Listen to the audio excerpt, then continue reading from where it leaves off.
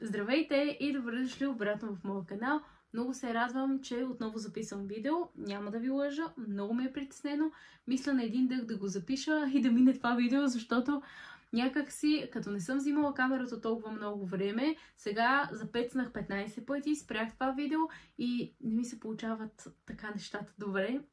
И просто решавам да водя един приятелски разговор, в който ще се запецвам. Ще си довършвам мисълта, но пък ще бъде истински разговор. Както вече сте видяли по заглавието, ето започвам да се запъвам. Както вече сте видяли по заглавието, това видео ще е с един лайф апдейт, в който ще ви разкажа малко повече какво предстои в този канал, с какво се занимавам в момента, в кои социални мрежи се подвизавам и нещата, които според мен ще ви интересуват. Хората, особено които са харесвали моите влогове, дали ще има влогове и така нататък. Знам, че няколко пъти ви обещах, ще има влогове, но виждате, че не съм редовна в качването. Това е защото имам твърде много ангажименти. Смятам, че ще мога да вмъкна и влоговете, но не успявам. Но сега ще ви разкажа малко повече. Да започнем от там. Някои новости покрай мене. То не са кой знае какви, но първата новост е купих си кола. В Инстаграм вече сте видяли. Вече съм си самостоятелна. Не сме се разделили съвсем. Чакайте сега някой да не си помисли. Заедно сме, просто решихме да имаме два автомобила, с които да си вършим двамата работа. Друг задавам въпрос, който ми е в Инстаграм от 10 човек силно. Кога ще има влогове? Сега ще ви поразкажа малко повече. Влогове няма, защото, както знаете, аз имам и други неща, с които се занимавам. Емнира, после ще разкажа и за нея, е единият бизнес, който се занимавах. Имам и още един, който е извън социалните мрежи. С Емнира какво стана? Емнира приключи дейност. Споделям ви го точно като на истински приятели. Приключи дейност поради причината, че цените, на които бяха доста скъпи. Мислех и смятах, бях напълно сигурна, че ще открия начин да се произвеждат нещата на по-достъпни цени. Смятах, че ще намеря по-достъпни материали, работа, който да ги изработва на малко по-ниски цени. Не успях. Опитах се, дадох всичко от себе си наистина, но нещата не се получиха. Сега може би аз съм виновна до някаква степен, може би е трябвало още повече да натискам, не знам, но някакси когато усетя, че нещо не върви, набивам спирачката и приключвам. Какво стана с нещата? Не като да не съм продавала неща, не ме разбирате погрешно, имам вече доста малко неща останали. Имам един страхотен giveaway, който е в Instagram, но за хората от YouTube, тъй като никога така не съм ви подарявала на вас нещо, да знаете, че хората, които коментират по това видео и са мои абонати, ще изтегля един човек и ще му изпратя някакъв подарък от Емнира по мой избор. Затова коментирайте с нещо и до 5-6 дни някъде ще изтегля някой от вас и само условието е да бъдете абонирани. Свързах се с няколко човека, поразпитах, исках наистина да се опитам цените наистина да бъдат по-достъпни. Знам, че са скъпи, имах няколко коментара в YouTube, ама те са скъпи. Аз имах едно видео, в което ви обяснявам, че в България, за да произвеждаш, не е никак ефтино. И наистина, ако искаш всичко да ти е както трябва, да си плащаш данъците, да остава реално и за тебе печалба, защото все пак, ти работиш нормално да имаш някаква печалба от това нещо, но виждах накрая, че наистина не става. Цените все повече се вдигаха. Не да намирам вариант, в който да ги намалям надолу, те все повече се вдигаха и не ми беше лесно да го приема. Може би месец си натисках и казах, не, ще продължа. Но истината е, че не съжалявам. Опитах, пробвах, аз съм такъв човек, че от такъв тип загуби на бизнес, аз съм губил един път и то може би веднъж като минеш по пътеката на срама, после е по-лесно. И разбирам нещата, че си има тънкости, разбирам, че този път може би отново не съм хванала някаква тънкост или не съм добре пресметнала нещата. И общо взето с Емнира бяхме до тук. Със самия бизнес в Емнира фирмата остава. Емнира като име си остава, много ми харесва, някога живот и здраве, може би някакъв друг продукт ще предлага Емнира, не знам, просто си остава. Така беше с първата ми фирма за дрехи, не пожена успех първи път, сега работи като друга дейност, затова че бих казала, Емнира ще намери своето призвание някъде, като стока, като продукт, като услуга, но не сега. Явно не е било моментът, не съжалявам, както ви казах вече, да се Емнира до тук. Емнира приключи своята дейност, който е успял да си вземе нещо от нас. Благодаря ви искрено. Имам доста неща, нали, още от тези. Имам доста скрънчета, някоя тук-там чанта е поостанал, но те ще ви бъдат подаръци за вас. До края на тази година ще ви подарявам по нещичко на всяко мое видео. Ще изтеглям по един от коментарите, ще ви изпращам по нещо. Ей така. Да, с Емнира се изяснихме. Какво следва тук в канала? Искам да направя един един подкаст. Малък, вижте колко съм скромна. Един малък, сложих си тук едно хубаво кресло, лампа и просто реших, че искам да говоря на теми, които ме вълнуват, теми, които са през моята призма. Ще срещна одобрение, сигурно, мога и да не срещна, но някак си това, което го чувствам, да го изразя. И ако има хора, които се припознават, да гледат моите видеа, да им се радват, да им действа като една терапия, когато има подкаст, поне така съм го замислила, да бъде подкаст. Не знам колко минути ще стане, не знам все още, не знам на какви теми ще говоря, но не знам все още дали би ви се харесал, но да кажем, че на този етап съм замислила да има един подкаст в моя канал, който може би ще бъде 2 пъти в седмицата на някаква различна тема. А влоговете, те ще бъдат доста по-рядко, но ще бъдат вмъкнати в тези видеа. Да ви кажа честно, за влоговете единствено вече ще виждате само мене. От Емо и Нинка може би ще има малка част. Няма да ми бъдат фокус в видеята. Даже напротив, решила съм да не ги показвам, защото смятам, че те са личности. Те решават дали искат да се показват или не. И на този етап съм сметнала за добре да поема отговорността само аз към моите си видеа, да виждате мен, защото аз съм решила да имам канал, аз съм решила да правя влогове. Никой не ми е длъжен да се снима отстрани до мене, само и само, нали, моят канал да съществува, да е такъв тип семейен канал, в който, нали, качваме повече семейни влогове. Няма да бъде такъв канал. Влоговете дори да ги има, ще са си лично мои, като сутрешни рутини, вечерни рутини, ходене по магазините, нови покупки и така нататък. Общо взето неща, които правя аз в ежедневието, но те няма да участват. Това е моето решение.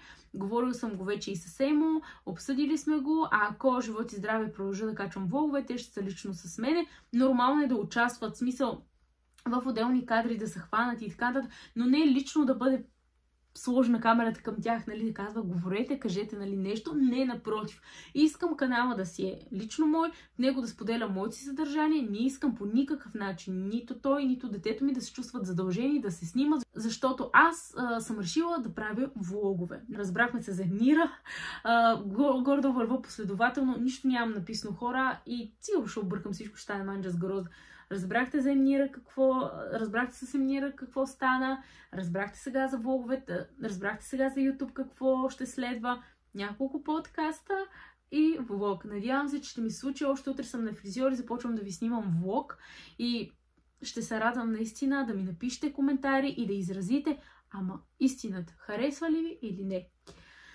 Защо решавам отново да снимам? Защото това ми действа терапевтично, чувствам се добре. Истината е там, че не го снимах, защото нямах тази възможност.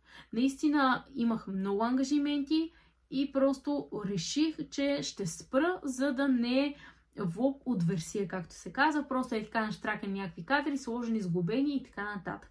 Относно социалните мрежи, в TikTok в момента съм супер редовна. Качвам постоянно съдържание.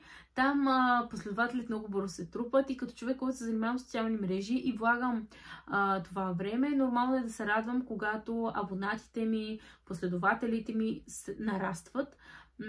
Предполагам, че няма сега някой да ме обвини, ама ти заради това ли го правиш. Хора, да бъда честна, аз си отделям от свободното време, отделям от времето, в което мога да бъда със семейството си, аз да медитирам, да правя нещо за себе си, да правя йога и така нататък, времето, в което да снимам, в което да казвам нещо, да се изявявам и затова смятам, че всеки един нормален човек, който се показва публично, който има социални мрежи, се радва на последователи и на абонати, защото един вид е с времето, освен нали, че YouTube канала е монетизиран, но и в Instagram и в TikTok, когато имаш много последователи, съответно може да предлагаш продукт, услуга.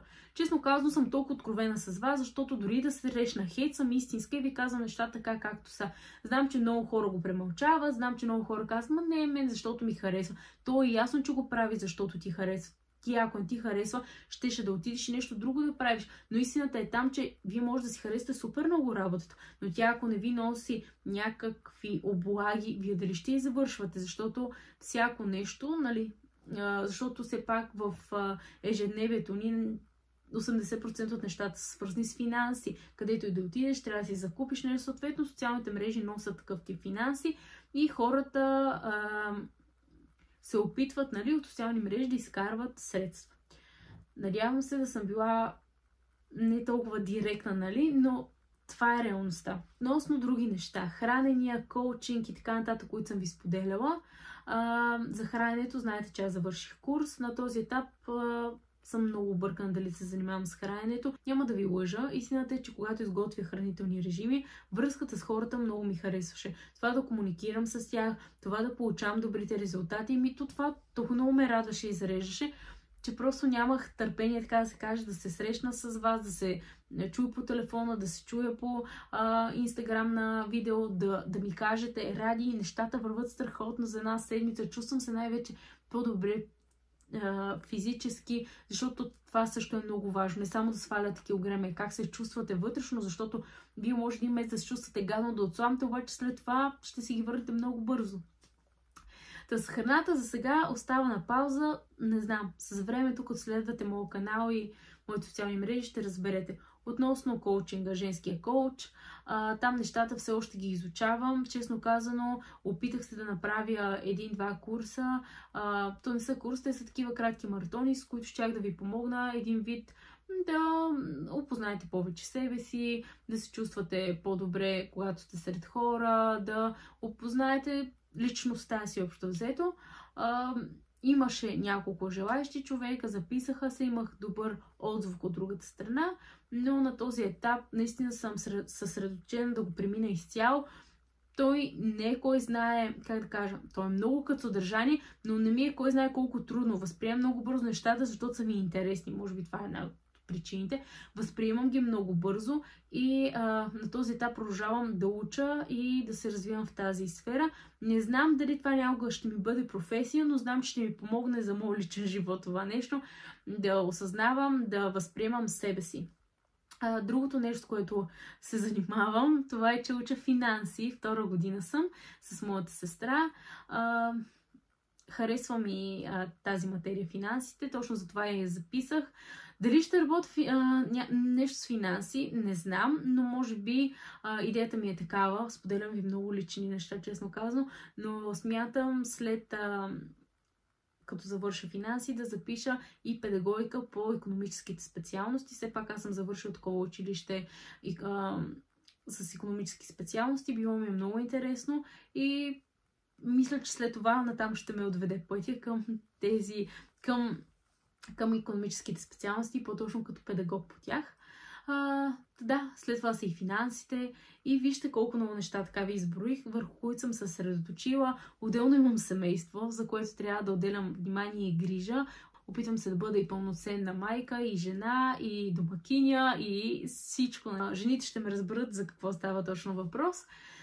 И да, малко да си отдъхна. Това са новостите около мене общо взето. Друго, какво предстоите първо? Да снимам видеа за YouTube,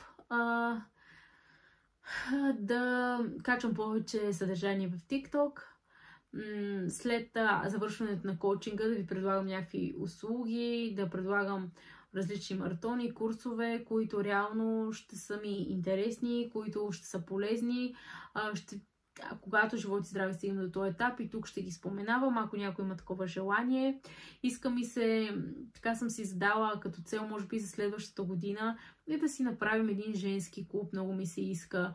И така просто да споделяме женски гледни точки различни. Но може би това ще е или след завършването, защото на този етап ми е супер пренатоварено. Някои от момичетата, които са от Пазарджик, гледат това видео, може да си спретнем така седмицата веднъж, някъде в парк или на кафенце, да обсъждаме някакви готини теми.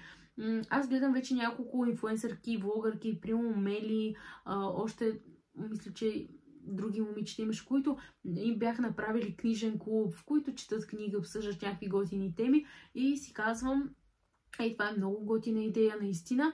Живот и здраве, ако имам тази, как да кажа, това време след като завърша и ми се отдаде тази възможност, бих решила и аз да направя такъв тип женски клуб, в който да си обсъждаме различни теми и да бъдем полезна една на друга.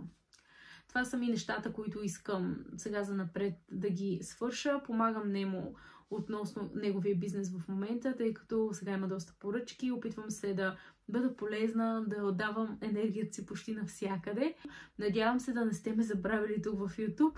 И до скоро и до следващото видео, което обещавам, че ще е много скоро, може би до ден-два. Още от утре започвам да правя влог. Целувки и до скоро!